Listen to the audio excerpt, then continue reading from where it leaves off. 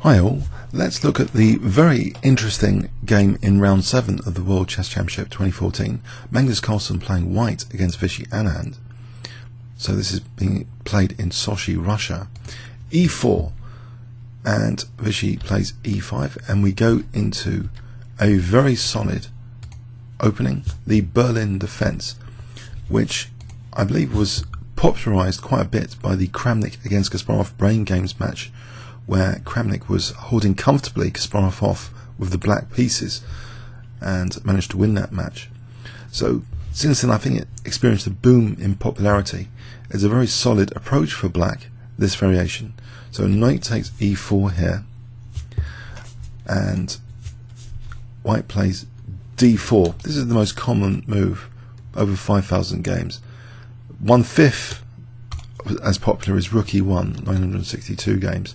So d4, and the game follows this path where the queens come off, and we have certain imbalances in the position. Of course, black's got the structural defects, so these 3 pawns could hold these 4 in an endgame, and white's got a majority of pawns on this side of the board, which has actually been demonstrated by a recent Grandmaster game in recent months when Michael Adams was defeated with the black pieces against Caruana, with that 4-3 majority coming into demonstration. There's other imbalances in the position which have been demonstrated. White's got a small space advantage, black's got nice control of f5 usually, and sometimes white's overstretching, trying to kick this knight. There's been games recently, a Nakamura game against Mamdoriov, losing as white. So players are losing for both sides of this this opening. Even top super grandmasters are having decisive results in this opening, but it's generally considered to be one of black's most solid opening systems available. So if you do want to try for a draw, it's a good solid start to the game. So let's see, in this position, usually by far knight c3 is played here. 2,900 games in my book. Rook d1, 300 games. h3 was played about 226. And now king e8, the most common move. Knight c3 now, we're transposing back, I think, into more familiar territory. h5 is the move. Because I think h5 does keep a grip on potential for g4, but it means the rook can actually sometimes usefully come out, resourcefully. If the bishop wasn't eyeing h6, this rook can also cheekily come out sometimes, or even putting a pawn on h4 is sometimes useful. But okay, so h5, bishop f4. This is the most common move again. Bishop g5 is also, bishop g5 is also quite popular here. But bishop f4, 78 games. Top move, bishop e7. So we're in kind of book. Rook 81, bishop e6 is the top move. I think white might be considering at some point e6. Sometimes that's occurred to win c7. And although that seems a bit silly to undouble black's pawns, you get access to other sorts of weaknesses which might be more exploitable. So sometimes turning a more theoretical weakness into a more practical one is worth considering. But here the blockade is kept. Bishop e6. Knight g5 now. And in this position, rook h6 was played. So holding that bishop and trying to put pressure on e5 if it is taken. It's rarely taken here. It's only 3 games in live book taking it. There's 15 with rook fe1. Magnus played g3, which there's 14 games in live book. So what's happening here? If we just try to quickly just analyze this position, there's no way of really exploiting that rook, it seems. The engine choice is actually, well, brief analysis, the take here. I'm not sure white really gets anything from this. This position here. Black seems to have a comfortable light square blockade. Okay, so Magnus actually played g3, and that has ideas perhaps of firming up the knight on g5 at some point. Here, bishop takes g5 was played, and we're coming a little bit more out of trodden paths. So in bishop g6, there's still 14 games in live book from this position. Very theoretical opening, very popular. So here, this g5 is reinforced now with the move h4. Also been played before is bishop f4 actually. But here it seems, I mean, the engine gives equality with knight h4, so this is potentially quite annoying. If here we've got this check, and if here we're going to lose that h3 pawn, so actually this is kind of forcing a draw, potentially, like this. Yeah, polite way of getting a draw if both players want a draw by agreement. And you know, how does white actually avoid that? Because that is not only threatening the check, but also the h3 pawn. So yeah, that's a way of potentially drawing. So Magnus avoiding that bishop f4 line. So h4. And it seems tactically there was something interesting in the stream when we were commenting live, yeah, pointed out by Tom Villiers, that knight takes h4. Actually, not here. No, I think it was a bit earlier. There was a possibility of knight takes h4. Not in this position. Let's forget that comment. But why it has to be careful of that is kingside here, and potentially this g file generally. So we see f6, e takes, g takes, and here we see the use of that pinned pawn, knight takes h4, but white's on c7 here. White didn't take on c7. Magnus played a much stronger move than taking on c7. If he does take, I think black is really okay. Check. In this position, bishop g4, and we've got things like knight h4 on the cards to win d1, so that has to be addressed. And then h4, and this starts to look quite pleasant for black. Maybe even king f7 here, and we're brewing an attack potentially. So you know, this could get quite dangerous for white, taking on c7. Magnus stops all of this kind of counterplay. He plays f3. So really, actually, he wants to target h5, believe it or not. When this knight is evicted, white can use that h file. It's an isolated pawn. Taking it off a double pawn is not as lucrative, really, because it's doubled. And unless the exploitable weaknesses from taking that pawn, like d6, etc., are that significant, it's more interesting to take this one off. Because if you think logically about this, there's a 2-to-1 pawn majority as well on the king side. And this isn't a majority of pawns in practice, if these three can hold those four. So white wants to create a potential for passed pawn in the future of the game.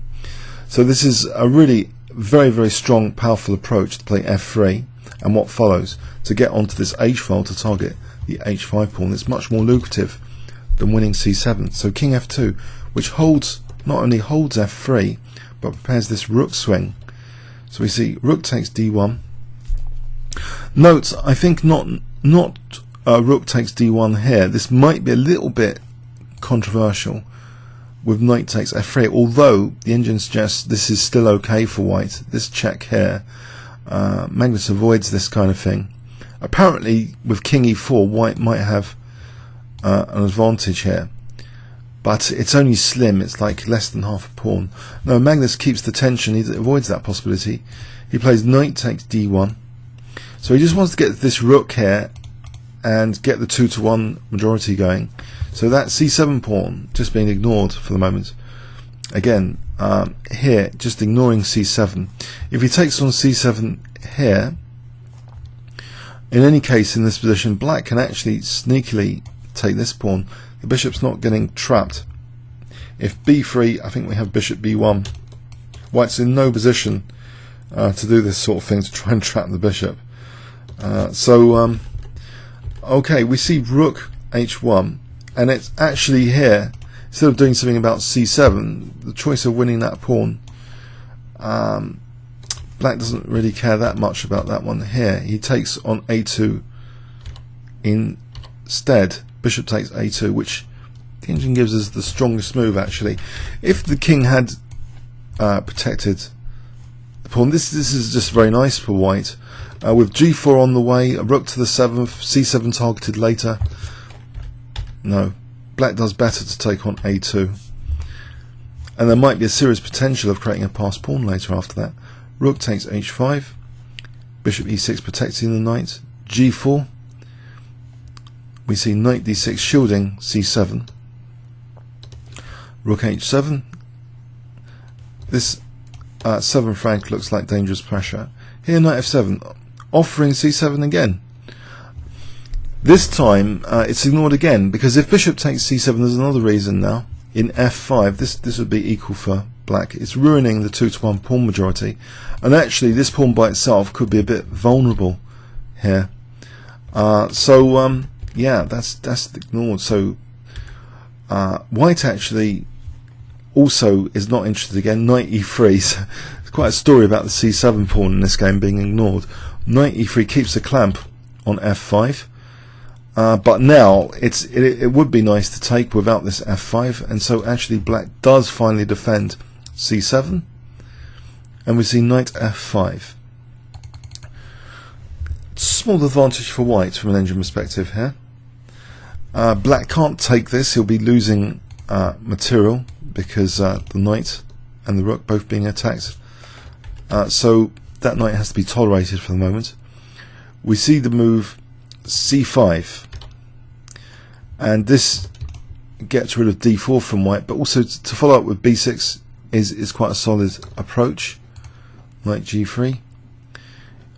We see now a very interesting move we didn't actually expect, and just don't particularly like Vishy's move here that much. We actually expected bishop d5 here to stop this knight e4, to try and discourage knight e4, because then we can play b6. We don't have to take on e4. It would be bad to take on e4 because actually rook f7. But we expected bishop d5 with perhaps b6, and the knight's kept out of mischief here, and we thought black should be okay. But Vishy played actually knight e5. It seems a little bit more committal, because it's committing to potentially weak e pawn on any bishop takes e5. Magnus actually throws in a check first before bishop takes e5. That little nuance. They're about the same on a certain depth actually, either taking or check. We have check and now taking. So there's a slight subtle difference in position. I think it's emphasised because of this idea rook h5. Just for those theoretically interested, here maybe it seems slightly more effective to attack e5 in this position than if we'd done it in this position. If we're taken in this position, there might be a subtle difference here. I think we thought it was related to rook f6 with this idea, but actually white's better with knight e4. So it's quite a tricky position indeed. So after king e3, white should have an advantage here because that e5 is still vulnerable. So yeah, this needs care and attention. After rook h5 immediately, black's best apparently is something like bishop f7. This is very curious. If rook takes e5 here, rook b6, looking at b2, very curious. So apparently this is only a small advantage for white in this position. If b3 c4, for example. So this rook shift, fascinating way of keeping the balance. So Vishy had this ingenuity in mind, it seems, with that weakened e pawn. There had to be something behind it, something quite deep, and I think this might represent what Vishy had in mind. If he took away this b2 pawn, then this bishop's actually quite doing well coordinating with the a7 pawn later, perhaps. So okay, so Magnus here check.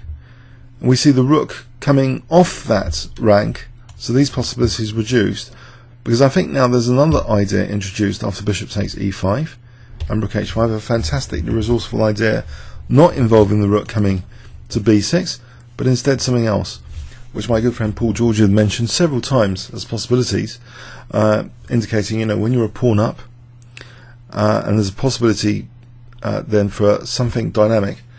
And here, can you guess what black played if I give you 5 seconds to pause the video? So black to play here and try and do something about the seemingly dreaded e5 pawn.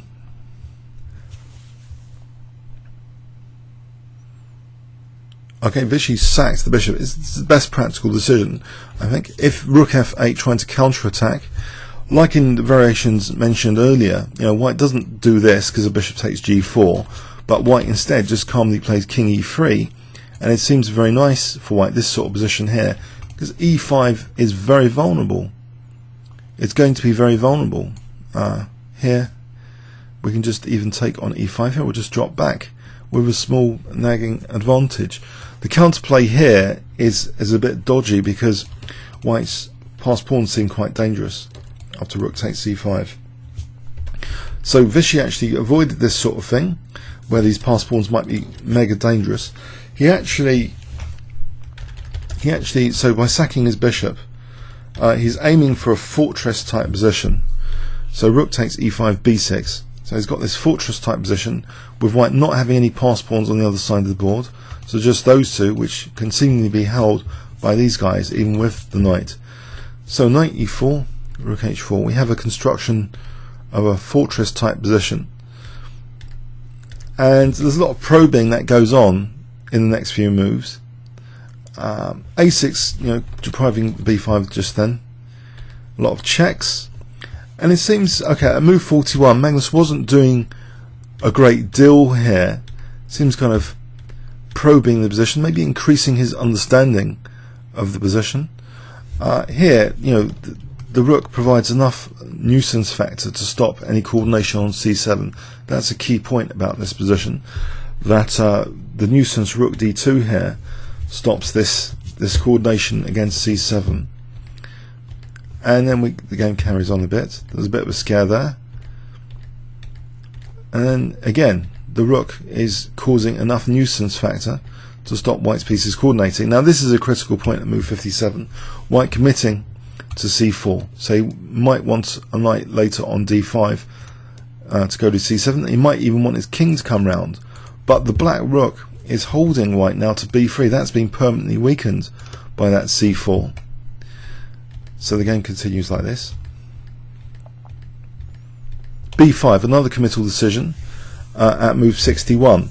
So here Vishy is changing the structure, and what he's doing is actually potentially letting his king come in to attack b3, so he can shield like that and move the c7 pawn to c6 and get an aggressive king maneuver like this becomes on the cards. So a major structural change there.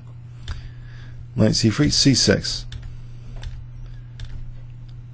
And the game continues, and the king is now poised potentially to come in that maneuver to hit b3. That is a weakness for white. By the way, instead of that rook e4 here it played at move 67, there's an amusing stalemate possibility if white played rook e3, something like the check, king c3, as though b4 is something black doesn't want to do, but in fact b4 is very useful for a stalemate possibility. After king d3, rook d2 check, because the king hasn't got any moves, all these pawns are locked down. This would be stalemate. So yeah, that's an interesting one to quickly draw this game in that line, rook e3, rook g2 check. So yeah, this idea here of b4, mind you, also this wouldn't be particularly good because of king b4. So yeah, king c3. b4 though locks down all of black's moves rather to create this stalemate. Quite an entertaining little one there as a side note. Now here rook b4 would be a mistake. Vishy plays rook g2 check. If rook b4, then the pawns are pretty damaged after c takes. That is actually winning for white. This position here is actually winning for white. It's like +2. It seems, and it's growing. I think the key thing is the evaluation would grow here from the +2. If we look at this position, it's black's in big trouble now. If this had occurred, black would be in big trouble. The king could potentially, well, what does black do here? Sorry, black to move rook h6, king a3. The pawns are not going anywhere. Once the pawns are not going anywhere here, rook e8. And you can see this is starting to be dire for black. Pawns are going to drop off. That's mate there. So that structure, that was a key decision. If we go back, this is a key point at move 67, that the move king b4 is not played here because of c takes. So rook e4 was designed against that. Okay, so we have the checks, and the game continues, and the king coming over like this. And now b takes c4, another interesting decision, move 70 here. So kind of simplifying the tension and actually seemingly getting a similar rect structure. But there's a subtle difference here in this position, in this particular position. With rook g3, black seems to be holding the balance. If we can get rid of white's final pawn, and even get rid of all of his pawns, then the rook and knight versus rook is theoretically drawn. But in practice, of course, you can still lose that. But it's usually when people lose the rook and knight versus rook ending, it's usually in severe time pressure, and they have something like an awkwardly loose rook or a king in the wrong place.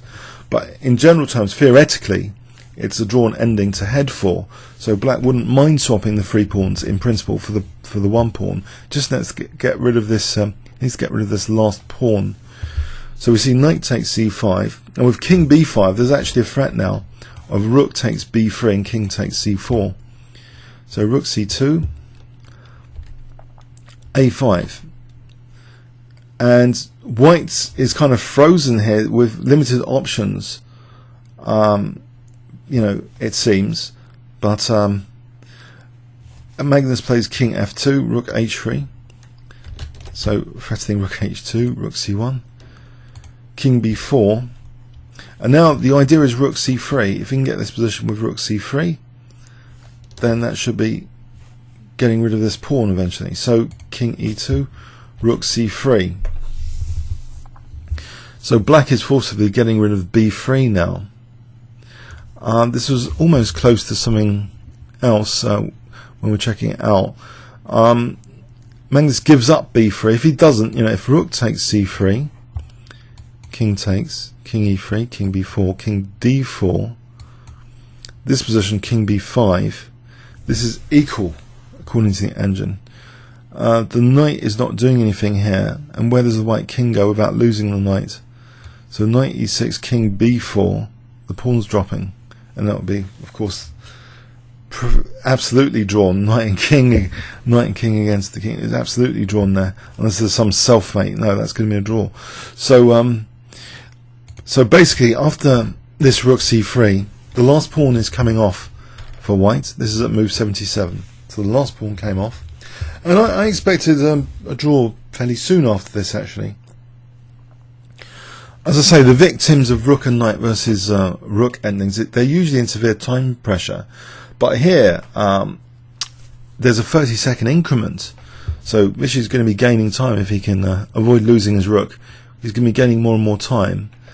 And Magnus didn't take this pawn. It doesn't really matter if he takes the pawn or not. Sorry, pardon me. After rook a1, after king c4, yeah, he can't take the pawn here because of rook takes d3, and then if anyone's playing for a win, it's black, but it's a theoretical draw again. So Magnus has to move his knight away. So knight f2 here, king b5, check, knight e4, check, and the game continues. Yeah, it's